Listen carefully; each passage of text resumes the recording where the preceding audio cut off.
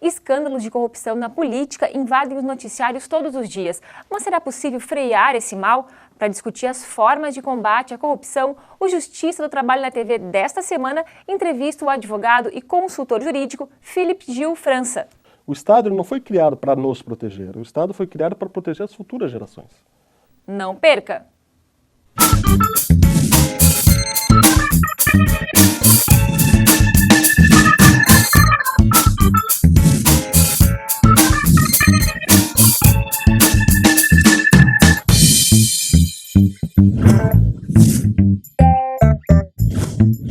Olá, seja bem-vindo ao Justiça do Trabalho na TV, produzido pelo TRT de Santa Catarina. A corrupção faz parte da história brasileira, um problema grave que vem sendo exposto diariamente por meio de escândalos políticos. Mas o que fazer para eliminar esse mal ou pelo menos reduzi-lo? Que mecanismos podem ser criados para o maior controle do Estado? Para falar entre esses e outros assuntos relevantes para o combate à corrupção, eu converso com Felipe Gil França, advogado e consultor jurídico, mestre, doutor e pós-doutor em Direito do Estado pela PUC do Rio Grande do Sul. Felipe também é professor da Escola da Magistratura no Paraná.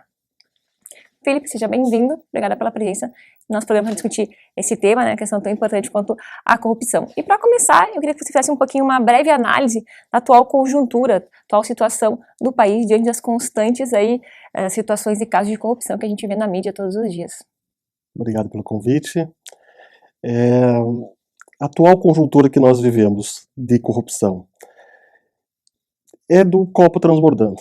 Não vivemos mais aquela situação da dúvida entre o copo meio cheio ou o copo meio vazio.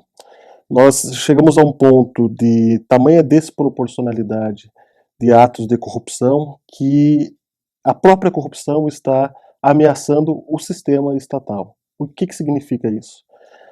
Atos de corrupção e os impactos, as consequências desses atos de corrupção atrapalham as próprias engrenagens do Estado para que ele funcione minimamente para atender o cidadão. Quando nós começamos a pensar que bilhões de reais, mais ou menos de acordo com a Polícia Federal, em 2015 foram desviados apenas de uma estatal, que foi a Petrobras, quando imaginamos que empresas privadas recebem outros tantos bilhões de reais em investimentos por meio de BNDES e outras formas de investimento público na iniciativa privada, nós começamos a lembrar que na outra ponta a saúde, a educação, a infraestrutura não está sendo atendida. Segurança e tantas outras frentes que poderiam ser auxiliadas por esse Estado estão sendo voltadas para interesses privados e particulares. Então essa primazia de atendimento de interesses privados frente a interesses públicos é o que inviabiliza a atuação do Estado em prol do cidadão. Então o que vivemos é o limite da eficiência da atuação do Estado conforme a nossa Constituição determina. E que a nossa Constituição determina é que o Estado precisa atender o cidadão minimamente para ele continuar se desenvolvendo. Frente a esses últimos escândalos, parou-se esse desenvolvimento e cortou-se a esperança que o cidadão tem, e deveria, pelo menos, continuar tendo, que o Estado vai trazer um amanhã melhor do que hoje. Há uma grande confusão, realmente, entre interesse público e particular. Se misturam muito, né? Isso é uma característica brasileira? Não só brasileira, não digamos que só isso aqui ocorre. E a confusão do interesse público com o interesse particular, ela não é ruim em si. Se você pegar um país como a França, por exemplo, o exercício, a tarefa de prestar saúde para a população, existe uma grande confusão entre o que é público e o que é privado.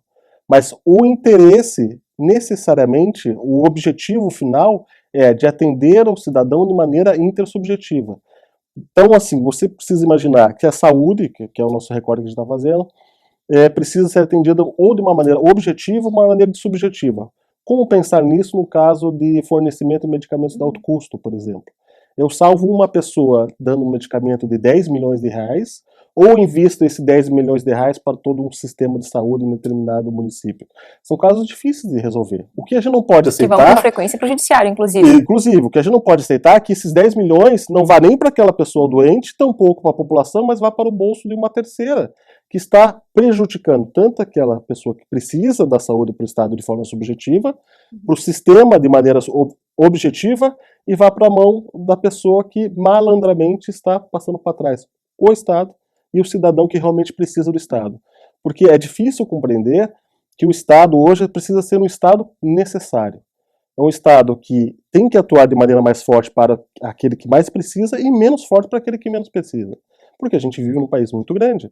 Se o Estado tentar atuar igualmente em todas as frentes, ele necessariamente vai estar trazendo desigualdades. E essas desigualdades são brechas muito grandes para atos de corrupção. Só queria trazer uma questão e até uma provocação. Se existe algum nível de corrupção aceitável, porque a gente sabe que em outros países, desenvolvimento, as coisas funcionam muito melhor que no Brasil. Mas também há corrupção, a gente não pode dizer que ela é única e exclusiva no Brasil. Então a pergunta é nesse sentido, se existe aí um nível aceitável.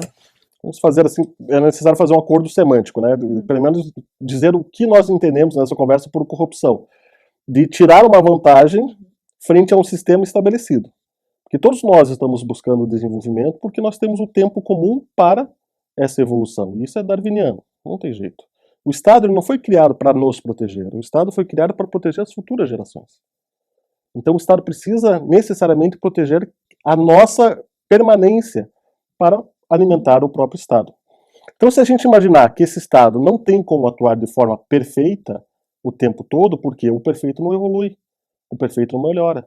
Só melhora a partir da superação dos erros, das falhas. Precisamos estabelecer critérios de proporcionalidade e de sustentabilidade dessas falhas. Normalmente, quando essas falhas ocorrem respeitando essa capacidade de renovação do sistema, aprendendo com esses erros, esses equívocos, digamos assim, eles são sim aceitáveis e absorvíveis pelo sistema. Mas é impossível imaginar que corrupção... Se pegar o mensalão, o caso do mensalão que tanto assustou o país inteiro, falava assim 10 milhões de reais desviados ou pagos indevidamente. Agora a gente está falando em 40 bilhões de uma estatal. Então realmente eu acho que passou e muito o limite, né, razoável de proporcionalidade. Que o proporcional não é apenas fazer o excesso, mas é fazer de forma insuficiente. Se esse dinheiro que é desviado para pessoas particulares também não fossem investidos no próprio Estado, nas próprias tarefas públicas, de igual forma não ia ajudar o desenvolvimento que o artigo 3º, por exemplo, da Constituição prega. Já que a gente está falando sobre o que é corrupção, tem uma pergunta, um exemplo, quero saber se isso é ou não corrupção. É saber que acontece muito lobby, né, junto aí aos deputados para aprovação de projetos. Recentemente saiu uma notícia de que bancos e associações empresariais seriam autores de parte da proposta da reforma do trabalho em discussão atualmente, né? Isso é corrupção? Então, o famoso depende, né, que os alunos de direito sempre ouvem dos seus professores, né? O lobby em si não é corrupção, porque é uma forma de apresentar o interesse de um determinado grupo social para que a legislação seja adaptada, seja atualizada em nome desse interesse. O Estado, os legisladores, eles precisam ouvir todos os interesses possíveis. Eles precisam estar abertos a receber esses interesses e, a partir de uma conjugação desse feixe de interesses, tirar ali o produto do produto que melhor atenda o interesse público. Então, se os bancos têm um poder econômico maior, uma capacidade de chegar mais próximo aos legisladores, faz-se necessário que o Estado faça uma depuração desse interesse desproporcional dos outros interesses. Aos demais cidadãos. Aos demais, mas não podemos ignorar que os sindicatos também têm um lobby muito forte nesses legisladores. Então não podemos demonizar um feixe de interesses frente a outro feixe de interesses que também tem uma influência muito grande a determinadas pessoas que estão lá legislando. Não adianta nada o feixe de interesses dos sindicatos pressionar aqueles deputados que são pró-capitalismo desenfreado. E também não adianta nada os bancos ir lá bater na porta, em tese, né? Bater na porta daqueles deputados que são pró-trabalhadores desde criancinha. Então acho que esse diálogo, talvez de uma forma ingênua, esteja aqui falando, é salutar. E talvez precise ser regulamentado tal como é nos Estados Unidos. Esse lobby nos Estados Unidos lá é permitido, né? Não só permitido, mas como regulamentado. Todo mundo sabe qual é a regra do jogo. E existem pessoas que são... É melhor para jogar, né? Quando as regras são Sim, são pessoas que são profissionais em fazer um lobby. Então elas ouvem o interesse de um determinado nicho da sociedade e filtram, né, o que houve e levam para os representantes para que seja discutido, né? Então no mundo ideal isso não seria ruim, seria positivo. Mas nós vivemos uma realidade do jeitinho, e esse Brasileiro. jeitinho é que quebra um pouco essa lógica, né, essa lógica da esperança de um amanhã melhor. E se o Estado não conseguir nutrir essa lógica do amanhã melhor, ele perde toda e qualquer sustentação. Felipe, eu tenho que te pedir um tempo, a gente já segue conversando mais sobre esse assunto. 1 minuto.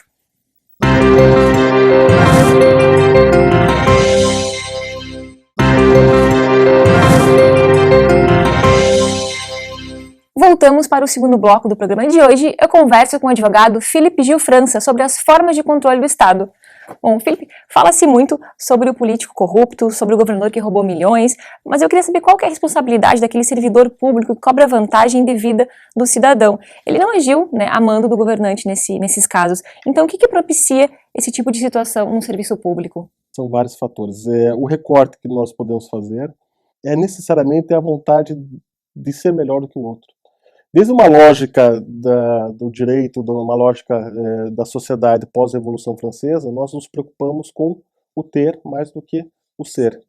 Então, ao se preocupar com uma lógica patrimonialista que nós vivemos, por exemplo, no nosso direito, crime de roubo, de latrocínio, né, onde existe o roubo seguido de morte, é um crime contra o patrimônio, não é um crime contra a vida, não vai ser julgado no tribunal do júri. Então, as aparências do ter se sobressaem ao ser. Então, para se desenvolver ou para parecer que está melhor desenvolvido ou obteve um desenvolvimento maior, as pessoas procuram ter mais do que as outras. E esse afã de ter um desenvolvimento maior traz corrupção. É mais fácil? É mais fácil. Por outro lado, a pessoa detendo um determinado poder, que é um poder público, ela passa a ter um inevitável caminho de se sobrepor às outras. Isso Montesquieu sempre falava.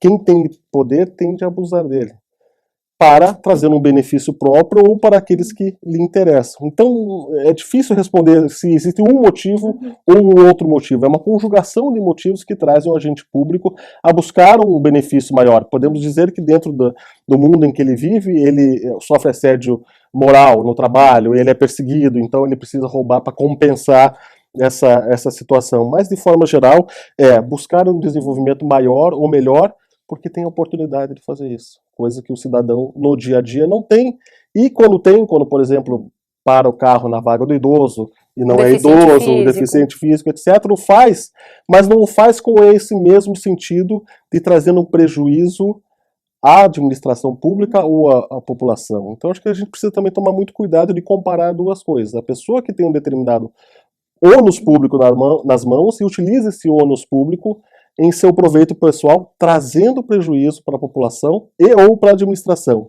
E aquela por um motivo específico, por exemplo, a pessoa que para o carro numa vaga deficiente, mas precisa levar seu filho ao pronto-socorro. Então os casos concretos precisam ser analisados para que não sejam generalizados e aí cometidos novas injustiças. Então, na verdade, o mau agente a gente pode considerar que é um câncer da administração. Sim, com certeza, porque ele traz para dentro do corpo da administração, para o organismo estatal, uma célula que é destoante às outras células saudáveis. E isso vai se alastrando lá dentro, né, até o momento em que inviabiliza todo o mecanismo. Vamos imaginar que o servidor público é uma das engrenagens da máquina estatal. Se ele está funcionando bem, se ele está atendendo o interesse público, se ele está atendendo ao que for determinado no seu respectivo concurso público ou na sua respectiva indicação de cargo público, a engrenagem funciona de maneira harmônica. Uma peça, um dentinho daquela engrenagem que pare de funcionar direito, começa a corromper todo o maquinário estatal. E essa consciência de que a pessoa faz parte de um todo, de uma máquina, é necessário para que toda a máquina funcione e para lembrar que o cidadão está inserido nessa máquina. Muitas vezes a gente tem a sensação, como cidadão, que o Estado está do outro lado do balcão.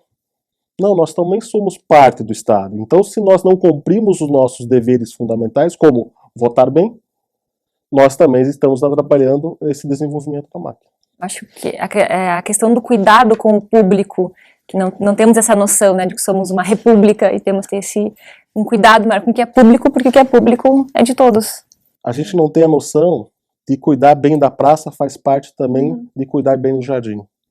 ao cuidarmos do nosso jardim e termos uma praça que ameace esse nosso jardim com alguma praga, estamos também atrapalhando o que acontece no nosso jardim florido.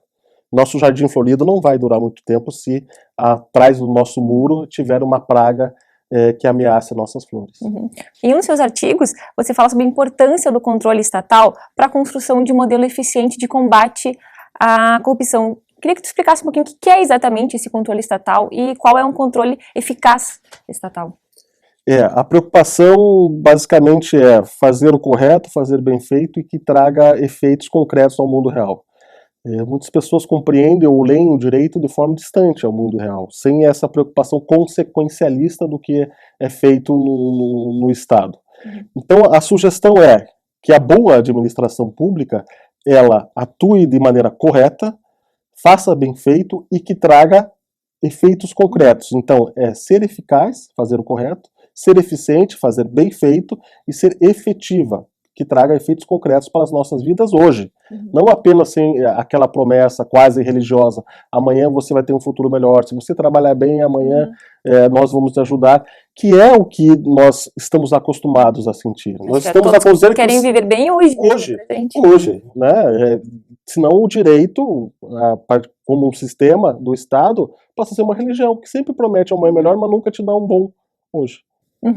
Interessante essa visão diferente, né, gente? Não existe religião que não promete amanhã melhor. Porque se ela não prometeu amanhã melhor, você para de crer. Você para de acreditar.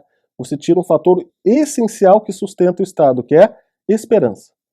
Se nós não tivermos esperança que o Estado vai continuar a dar um amanhã sempre melhor, o Estado se dissolve. O Estado perde a razão de existir. É meio que um paradoxo da eficiência estatal.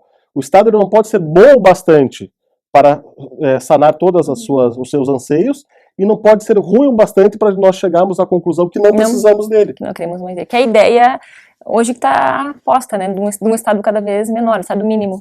Pois é. Só que se ele for mínimo desproporcional, a gente vai chegar à conclusão que viver com as grandes empresas vai ser suficiente. O que não é verdade. Nós temos elementos básicos que ainda precisamos confiar em alguém que esteja, pelo menos em tese, distante de interesses particulares, segurança, né? Mas existe uma série de empresas de segurança privadas que nos ajudam. Não, mas quem a gente confia é na polícia civil, é na polícia federal agora que está, né? Nunca vi trabalhar tanto, né? Um órgão público trabalhar tanto com a polícia federal, ele deve ser festejado, deve ser aplaudido, né? Nós confiamos no Ministério Público ativo. É melhor o Ministério Público ativo ou aquele passivo, que a gente nem sabia que existia? Uma maior parte da população nem sabia que existia o Ministério Público Federal, ou como o Ministério Público do Trabalho, que também atua de maneira muito forte nas questões de trabalho escravo, por exemplo. Então, prefiro muito mais esse Estado proativo do que o Estado passivo frente a atender as necessidades do cidadão. Felipe, se chamar mais um intervalo. A gente já volta, é um instante.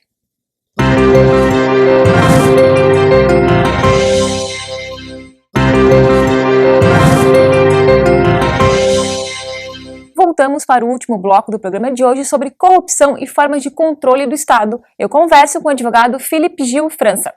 Bom, Felipe, não tem como a gente conversar sobre corrupção e não discutir sobre a Operação Lava Jato.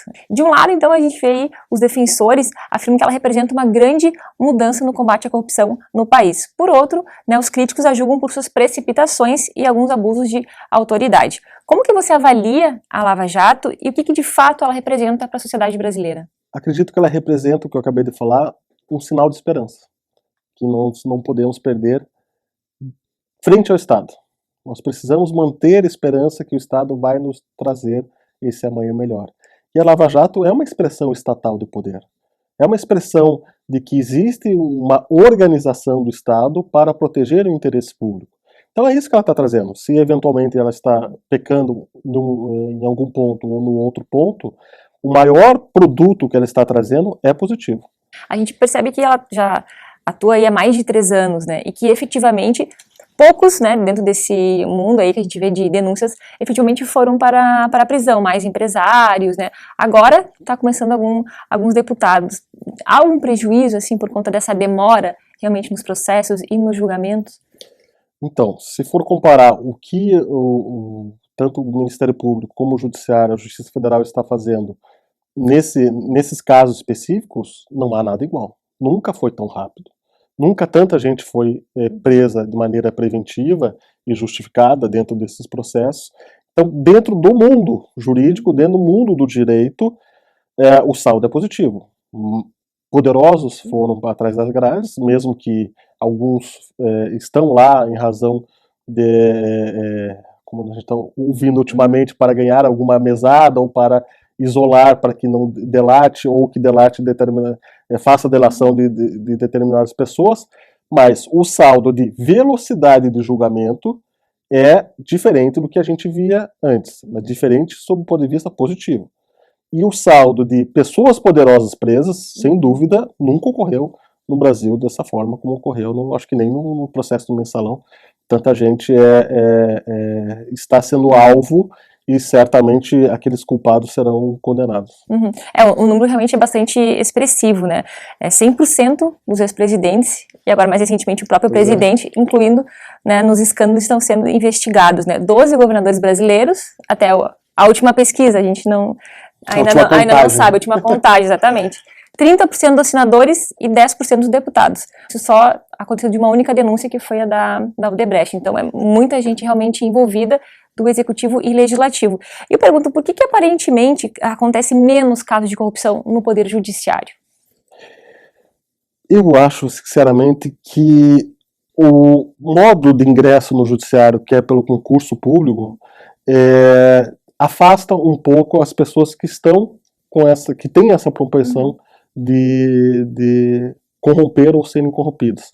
Afasta, mas não podemos dizer que o judiciário, seja qualquer nível, está blindado de corrupção. E existe, como eu disse para você, diversos fatores que levam a pessoa à corrupção. Um deles é patológico. Um deles, sem dúvida, é a pessoa que tem esse estigma de mau caráter enraizado dele próprio e precisa roubar pelo simples roubo. Porque chega uma hora que não interessa se a pessoa tem 100 milhões de reais ou 200 milhões de reais. Ela não vai conseguir gastar esses 100 milhões ou 200 na sua vida. O que interessa é quem tem a caneta na mão. Então nós observamos muitas vezes escândalos dentro do Poder Judiciário para alcançar o próprio poder dentro da estrutura. Grupos que querem, né, se tornar presidente daquela estrutura do judiciário frente a outro grupo que tem uma ideia diferente. Então eles brigam entre si e cometem atos de corrupção não para ter mais dinheiro, porque o salário deles é praticamente igual. Então a necessidade não é do dinheiro, não é de burlar o sistema, é de poder. E a busca de saber quem decide a vida dos outros beira a um outro universo, que é o universo patológico, psicológico, realmente que deve ser considerado nessa situação. Grande número de brasileiros aí estão incluídos nessa doença, pelo jeito. Muitos, e que prejudicam, e isso precisa ser levado muito a sério. A questão de assédio moral e a justiça do trabalho é um exemplo de pesquisa sobre isso, né, de como o assédio moral atrapalha o desenvolvimento das empresas, do próprio Estado, como, né, se você observar índices de depressão e ansiedade que tiram o trabalhador e tiram o servidor público da ação, e bons servidores e bons trabalhadores, é altíssimo. Por quê?